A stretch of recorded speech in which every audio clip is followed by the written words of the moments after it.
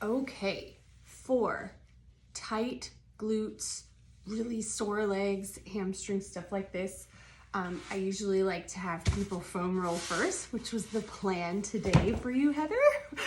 So that's what I want you to do first. I'm going to take it sideways so you can see what I'm talking about. I'm going to sit on it first and then cross into that piriformis stretch. Now, even before you get to this, you could just sit on it and pressure. You're gonna wanna lean more towards the side of the leg that's up. That's gonna get kind of on the glute, so I'm kind of hitting sideways. I'll take it from the front so you can see what I'm talking about by leaning. So I'm up here and I'm shifting this way.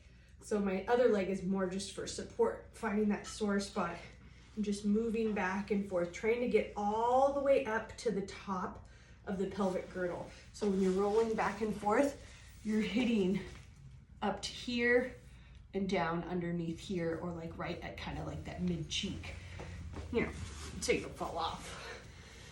So I want you to hit that on each side to start. And the more you lean to that side, the more you're gonna get into the side of it. And obviously you'll get some going this way too, but you can even rock, staying stable here, back and forth. So we'll wanna get both sides. Since I'm here, I've gotta do both sides too. And just rolling back and forth. And ideally, using a timer, I'd like you to hit like 2 minutes on each side of just moving, holding, foam rolling. So a total of 4 to 5 minutes or so, hitting both sides. Get that rock back and forth, just like that. For the hamstring too, then move to that. You can do both to start, where you're just rolling. Try and keep the feet together. Think about stacking them so you don't have external or internal rotation, but that you're right up. And then you'll work where you actually have an external rotation, heels touching back and forth. And then same thing, internal rotation, which will get some of the inside where toes are touching. From there, you can move to one leg. You'll have more weight, and again, constant movement. So just like the glutes, minute minimum, 2 minutes ideal on each leg, using your upper body, arms to support, just rolling back and forth. So final roll. Ooh, the ouchiest one, because if those hamstrings and those glutes are sore, so is your IT band. So you're gonna start right kind of under that hip, and we're gonna roll back and forth. So you've got that top leg folded over, and just try and relax the bottom leg as much as possible. Moving all the way down to just above that knee. So you wanna move rolling through from here. So here's your knee, but you don't wanna actually go quite far there. So we've got this section here rolling back and forth. And again, the most ouchy point, doing both sides. Once you've foam rolled, now we move on to the stretches. And have you start, before you even do the full piriformis stretch here, get some hip openers, 5 or so each side. Then we'll cross, and I want you to start it sitting up. So you just gotta really walk your hands up, sit as tall as you can. Breathe through it. You want a strong dorsiflexion on that foot that's bent over, that I was just shaking. And then you'll shift a little bit towards that knee, and then a little bit back. And again, constant moving, nice and slow. And then we do the other side, same thing. Just lean back a little bit, bring the foot up. And again, holding, strong dorsiflexion. Once you've held, at least 30 seconds to a minute, shifting, slow moving side to side. And you can obviously do this longer. Don't have to do it just for 2 minutes. All right, undo. And have you take it to the ground. I'd like you to use a TheraBand where you're stretching down. Oh, look, perfect, I got one right here. And you can do this barefoot or with shoes. I just happen to have shoes on. And so here, elbows locked to the ground, and we're just gonna get an active stretch, moving that leg up and down. And again, using time is actually a really easy tool. So you have a stopwatch going on your phone in front of you and you're trying to get like almost a minute of everything. And we're at the top. You can keep the band or get rid of it, bring it up or hold behind the leg and just let gravity pull back. Dorsiflexion of that foot and then release it down. Before you shift to the other leg, I want you to extend that bent leg and just keeping that knee, almost think about it tabletop here, right? And then we're pulling across and you're moving up and back down. So I'm just moving like 3 to 6 inches back and forth. It's not a total full twist. I don't have this knee on the floor, but both my shoulders are down. It's just stretching more around in here. And then you do the same with the other side. TheraBand, hold, and then to tabletop, bringing across, shoulders down. And if you can get your foot to the floor, like I'm just relaxing my foot here, that's fine if that's comfortable on your knee, but you don't have to. Holding in tabletop will actually give you a little bit of work in the core, and isn't a bad thing, but if your hip flexors are just like screaming, relaxing the foot down can help. And by relaxing it down, you're also lowering the leg down. All right, so there's those ones seated. Now, I'm gonna change the mat a little bit so you can see a little bit more.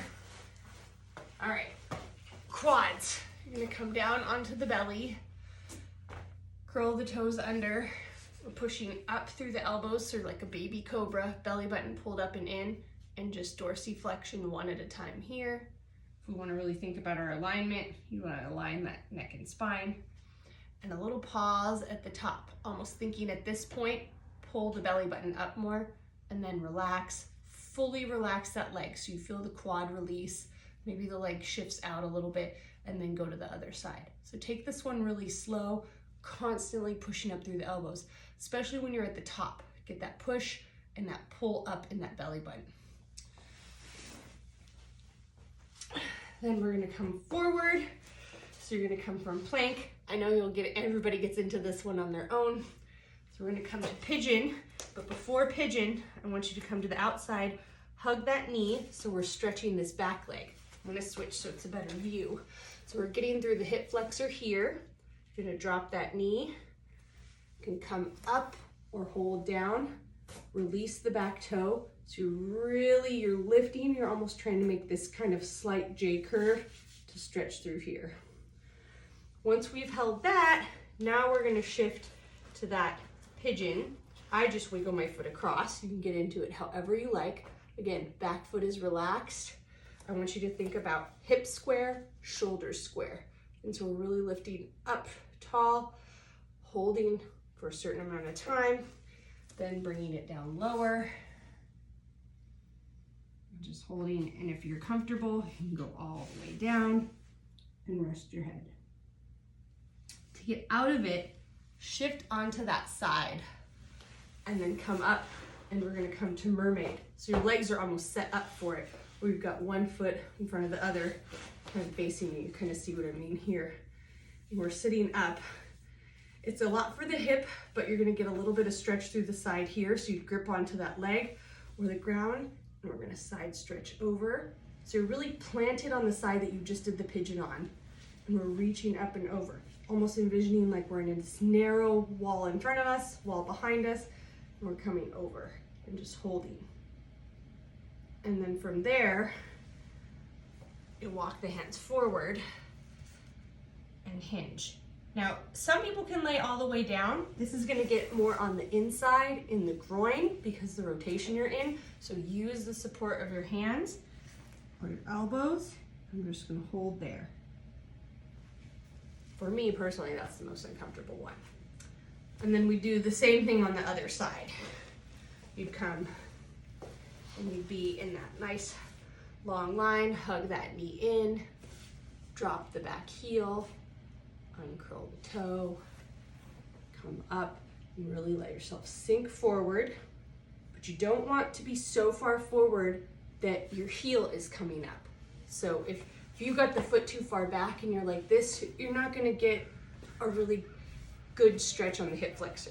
So you really want to be able to have the whole foot planted. And then wiggle, wiggle, wiggle. Come to piriformis again. Oh, my good side. Straight shoulders, square them off. Think of squaring the hips off. They're not going to completely square off, but you're going to do your best. And then bring it down to that point where you're going to hold. Now, if you want to go back to the foam roller, if your hip flexors are really tight, there's some stretches you can do on your knees where we're just tucking and leaning back slightly. Come forward, release. So you can kind of see, like, I just release my natural spinal curve, but I tuck and then I lean. You get that through the quad and the hip flexor.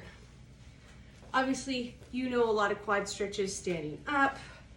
This one's a no-brainer. You know, 1 foot. But think about hand is on the laces.